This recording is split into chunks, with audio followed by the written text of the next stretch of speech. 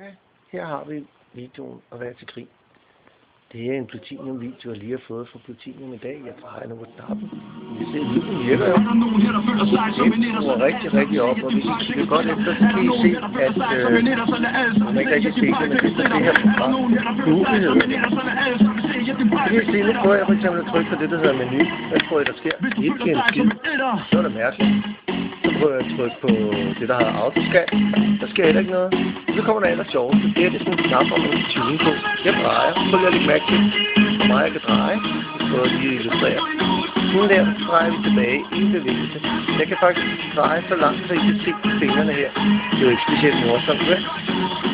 Så prøver vi det endnu bedre. Nu prøver jeg at slukke for den. Det er jo den her knap, der står power. Nej, man kan sgu ikke slukke for den. Det var altså anden gang, jeg har sendt en video afsted. Vi kan også prøve at se, om der er nogle interessante programmer. Det reagerer sgu ikke. Det er sgu underligt, hva'? Man kan spørge, tester de overhovedet deres produkter, når de sætter dem tilbage? Nej, det gør de. Fuck mig, nej. Men lyden virker. Vi kan skrue op. Så igen, se. Skruer jeg her. I kan se, at jeg skruer en halv omgang. I kan se den der lille skrå, der bevæger sig. Jeg synes, det er tapis på folk. Så nu er jeg lidt sur, nu laver jeg den her video.